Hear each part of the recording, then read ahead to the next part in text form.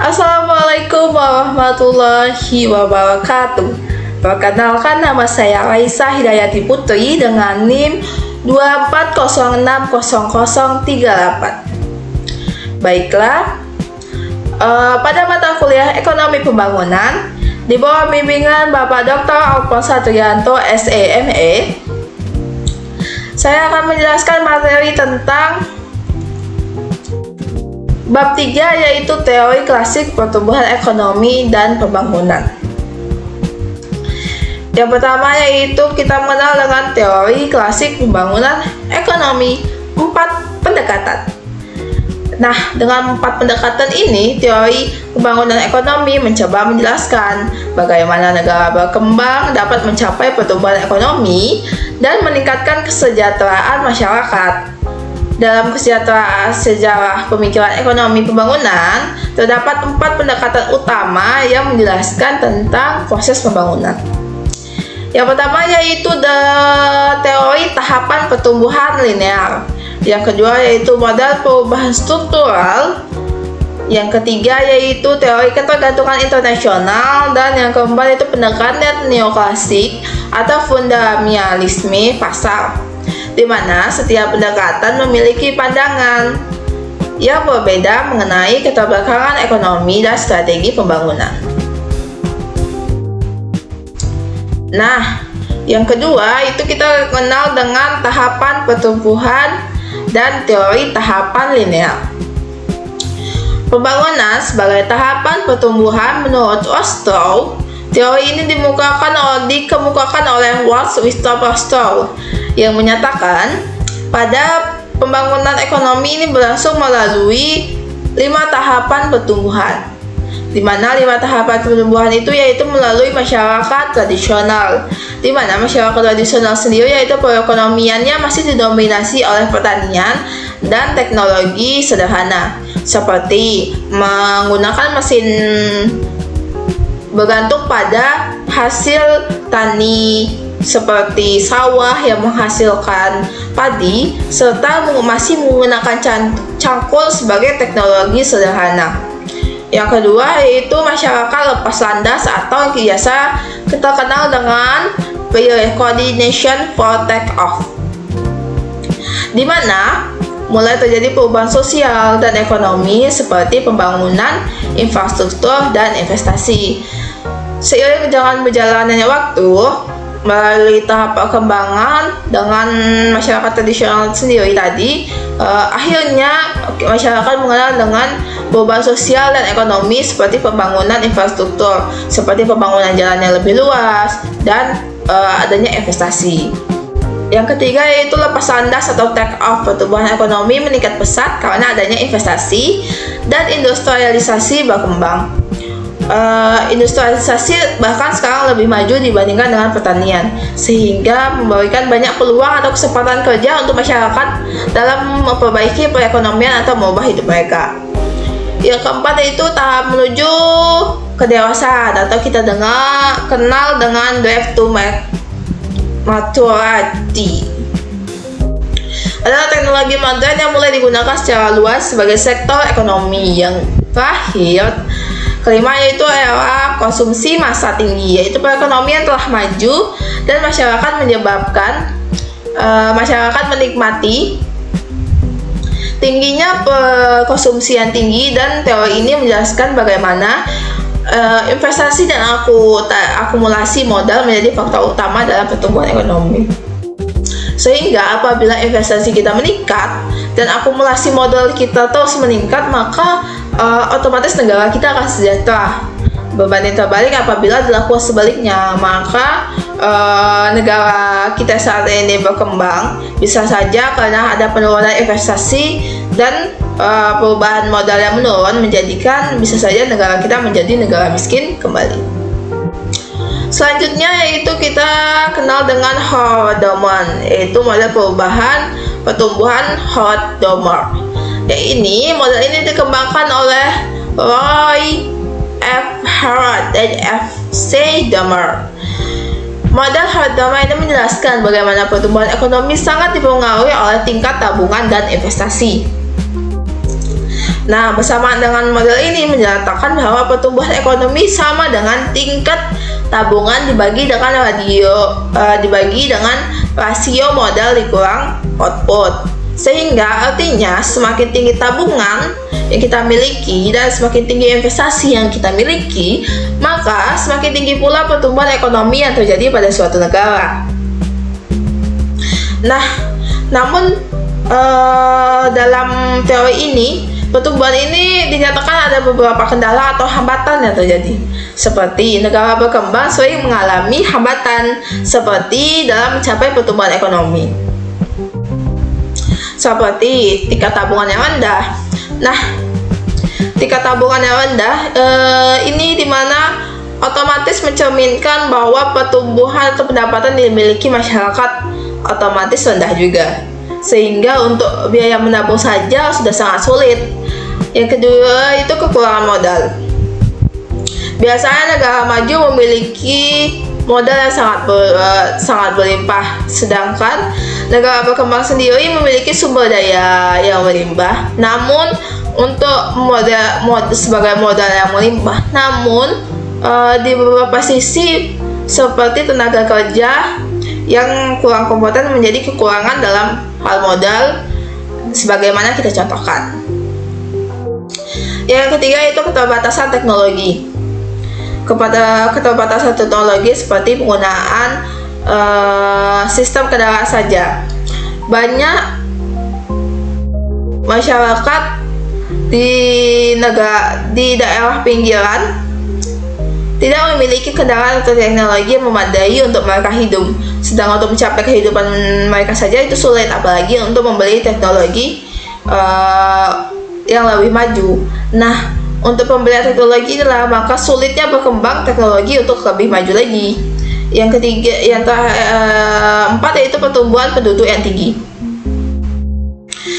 Alhamdulillahnya saat ini Indonesia dapat melakukan pengurangan dalam pertumbuhan penduduk yang tinggi dengan dilakukannya sistem KB dan peningkatan dalam hal pendidikan dan kesehatan, sehingga masyarakat akan hidup lebih terjamin, dan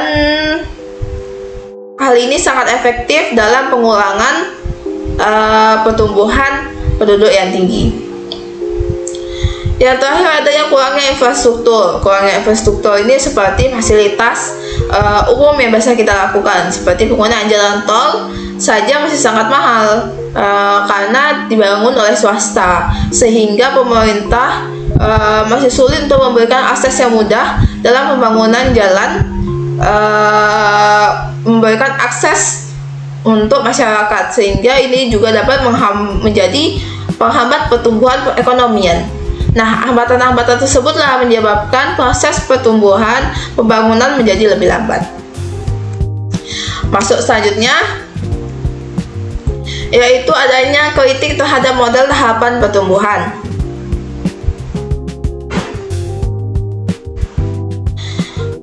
Pada model tahapan pertumbuhan ini terdapat beberapa kritik, antara lain tidak semua negara sama mengikuti tahapan yang sama. Bahkan sesama negara berkembang pun tidak sama mengalami permasalahan yang mereka hadapi. Seperti ada negara berkembang, dia memiliki sumber daya yang melimpah, namun memiliki sumber daya manusia yang sangat kekurangan. Sedangkan ada suatu negara yang memiliki sumber daya manusianya sangat melimpah, bahkan pertumbuhan penduduknya sangat tinggi, namun sumber daya yang mereka miliki sangat sedikit, sehingga mereka bisa mengalami kemiskinan yang sangat ekstrim. Nah, pada tahapan ini bagaimana pemerintah mengelola atau mengeluarkan kebijakan yang dapat mengatasi permasalahan yang terjadi pada pertumbuhan yang menghambat pertumbuhan perekonomian. Yang kedua itu ada pengendalian faktor sosial dan politik. Faktor politik yang menjalin kerjasama antara negara A dengan negara B belum tentu dapat meningkatkan perekonomian. Bisa saja. Yang kedua yaitu mengabaikan faktor faktor sosial dan politik. Nah, mengabaikan faktor sosial dan politik itu misalnya saat ini tengah viral yaitu antara masyarakat Indonesia dengan masyarakat Korea yang terguncang dengan status mereka yang saling menyindir soal bagaimana komentar satu sama lainnya yang menyebabkan kerugian yang sangat berdampak bagi negara Korea, di mana negara Asia sendiri saling mendukung membela satu sama lain untuk mengatasi tindak rasisme yang terjadi. Nah, ini walaupun dilakukan melalui media sosial, ini berdampak pada perekonomian Korea Selatan, di mana akibat rasisme sosial ini dan politik terguncangnya perekonomian di Korea Selatan, sehingga menyebabkan pendapatan pada pariwisata menurun akibat adanya tindakan mulai pengurangan dalam penggunaan produk Korea atau pembatalan pariwisata ke daerah, pembatalan pariwisata yang dilakukan oleh masyarakat Asia ke daerah negara Korea Utara. Ini menyebabkan Menteri Pariwisata mereka melakukan tindakan permintaan maaf, sehingga untuk menjaga perekonomian pendapatan mereka pada bidang pariwisata, menjadikan mereka melakukan kebijakan berupa boleh melakukan pariwisata ke penerbangan ke negara Korea Selatan tanpa menggunakan visa. Namun ini belum sepenuhnya efektif, saya rasa, untuk akibat perang media sosial yang dilakukan oleh Korea Selatan dengan negara Asia, menyebabkan beberapa pihak yang marah dan berdampak pada politik dan sosial yang terjadi di Korea Selatan saat ini.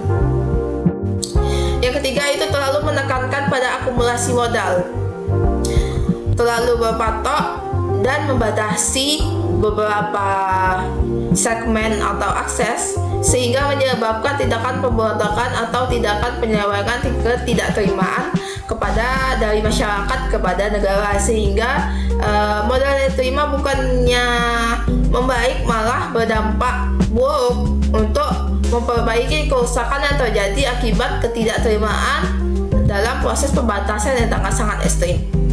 Karena itu, banyak para ekonom berpendapat bahwa pertumbuhan ekonomi itu tidak hanya ditentukan oleh investasi, tapi juga oleh institusi, teknologi, dan sumber daya manusia, di mana akses atau segmen-segmen ini saling mendukung kuat dengan 3 faktor tadi, sehingga negara dapat memajukan pertumbuhan ekonomi menjadi lebih baik lagi. Yang ketiga yaitu kita kenal dengan model perubahan struktural atau model perubahan secara bertahap. Yang pertama yaitu teori pembangunan Lewis. Teori pembangunan Lewis ini dikembangkan oleh Arthur Lewis, di mana Lewis menjelaskan pembangunan terjadi melalui perpindahan tenaga kerja dari sektor pertanian tradisional ke sektor industri modern. Terdapat 2 faktor utama, yaitu sektor tradisional yaitu pertanian memiliki tenaga kerja berlebih dan produktivitas yang rendah. Yang kedua yaitu sektor modern industri memiliki produktivitas tinggi dan menjadi motor pertumbuhan ekonomi. Perpindahan tenaga kerja dari sektor pertanian ke industri meningkatkan produktivitas dan pendapatan nasional. Nah, perubahan struktural dan pola pembangunan. Proses pembangunan ekonomi biasanya disertai dengan perubahan struktural ekonomi seperti penurunan peran sektor pertanian, peningkatan peran sektor industri dan jasa, urbanisasi, peningkatan produktivitas tenaga kerja. Ini menjadikan perubahan yang lebih struktural, terjamin, dan sangat efektif untuk membangun perekonomian menjadi lebih baik. Penurunan peran aktivitas perekonomian dari sektor pertanian ke sektor industri meningkatkan pendapatan masyarakat menjadi lebih tinggi.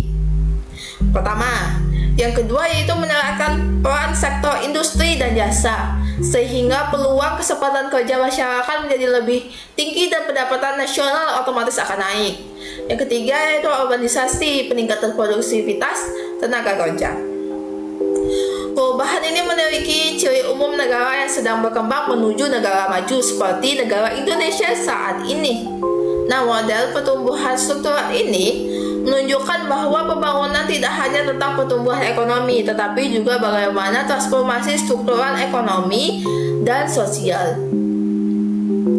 Pemerintah perlu mendorong industrialisasi dan peningkatan kualitas tenaga kerja agar proses perubahan struktural agar dapat berjalan dengan efektif dan efisien. Yang keempat itu revolusi ketergantungan internasional. Teori ini muncul pada tahun 1970-an sebagai titik muncul kritik terhadap teori pembangunan sebelumnya, di mana teori ini berpendapat bahwa keterbelakangan negara berkembang disebabkan oleh faktor sistem global yang tidak adil atau tidak merata, sehingga model ketergantungannya itu menjadi sangat tidak efisien. Model ketergantungan neokologi. Nah, model ini menjelaskan bagaimana negara berkembang itu sangat bergantung secara ekonomi pada negara maju, meskipun secara politik mereka telah merdeka. Nah, ketergantungan ini dilihat dari beberapa hal seperti perdagangan internasional. Perdagangan internasional di mana negara berkembang sangat bergantung pada negara maju. Bagaimana mereka melihat peluang itu sangat terbatas, sehingga mereka selalu bertergantungan, terutama dalam investasi asing yang masuk pada negara berkembang. Yang terakhir mendominasi adalah dominasi perusahaan multinasional. Akibatnya negara berkembang sulit untuk mencapai kemandirian dalam ekonominya. Nah, sedangkan model yang kedua yaitu model paradigma palsu. Model ini menjelaskan bagaimana kebijakan pembangunan negara berkembang sering gagal karena teori dan kebijakan tidak sesuai dengan kondisi lokal. Nah, seperti yang kita ketahui, apabila kita tidak belajar penerapannya bagaimana di masyarakat, teori akan sangat tidak berguna. Begitupun sebaliknya, apabila teori sangat efisien dengan fakta yang sebenarnya di lapangan, maka kebijakan pembangunan yang diadopsi dari negara maju tanpa pertimbangan kondisi sosial, politik, budaya negara berkembang, maka akan terjadinya penurunan. Apalagi tidak memperhatikan aspek-aspek yang sangat penting dan menyamai kondisi negara maju. Hal ini sangat tidak efisien untuk negara berkembang apabila mulai mengembangkan negaranya. Dengan otomatis permasalahannya saja masih banyak dalam negara berkembang, berbanding terbalik dengan negara maju yang sudah menstabilkan perekonomian mereka. Tesis pembangunan atau dualisme. Teori ini menjelaskan adanya dua sistem ekonomi yang berbeda dalam satu negara, yaitu menggunakan sektor modal yang maju dan sektor tradisional yang tertinggal. Nah, perbedaan ini menyebabkan ketimpangan antara pembangunan dan kesenjangan ekonomi. Teori ini berketergantungan dan menekan pentingnya kemandirian ekonomi dan pengurangan tergantungan negara maju dalam proses pembangunan.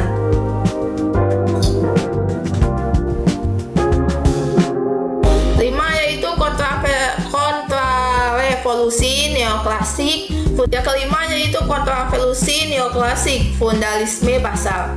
Pendekatan neoklasik muncul sebagai titik kritis terhadap teori ketergantungan. Pendekatan ini menekankan bahwa pasar bebas dan mekanisme harga merupakan cara yang paling efektif untuk mendorong pembangunan perekonomian. Yang pertama yaitu dilakukan dengan pendekatan pasar bebas. Pendekatan pasar bebas ini berpendapat bahwa campur tangan pemerintah terlalu besar sehingga menghambat pertumbuhan ekonomi. Oleh karena itu, pembangunan harus didorong melalui perdagangan bebas, investasi swasta, dan regulasi ekonomi. Pendekatan pertumbuhan neoklasik tradisional. Pendekatan ini menjelaskan bahwa pertumbuhan ekonomi itu dipengaruhi oleh akumulasi modal, pertumbuhan tenaga kerja, dan kemajuan teknologi. Dalil pertumbuhan neoklasik ini menunjukkan bahwa dalam jangka panjang teknologi menjadi faktor utama untuk pertumbuhan ekonomi, sehingga pendekatan neoklasik ini menekankan pentingnya bagaimana efisiensi pasar, kebijakan ekonomi yang stabil, dan investasi dalam teknologi dan pendidikan untuk mencapai pembangunan ekonomi.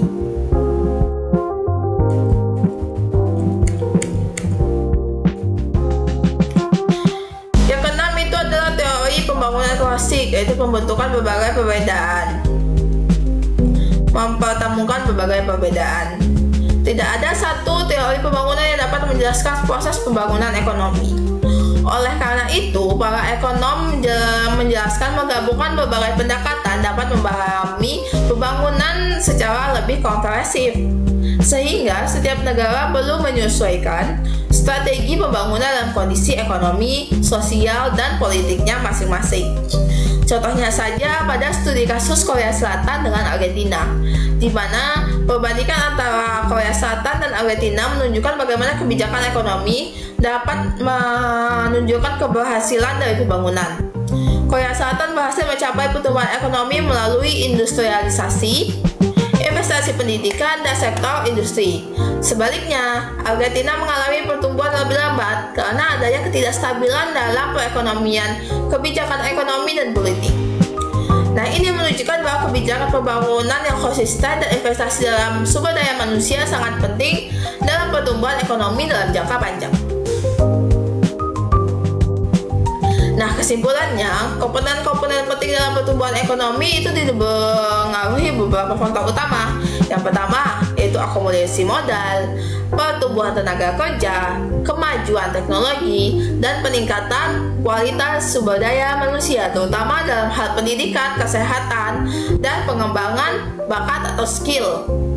Nah, dalam model pertumbuhan Solow menunjukkan bahwa pertumbuhan yang dikembangkan oleh Robert Solow menjelaskan pertumbuhan ekonomi dalam jangka panjang dipengaruhi oleh akumulasi modal, tenaga kerja, dan kemajuan teknologi. Sedangkan dalam model pertumbuhan ekonomi endogen menjelaskan bahwa pertumbuhan ekonomi dapat dipengaruhi oleh faktor internal seperti investasi, pendidikan, dan penelitian teknologi.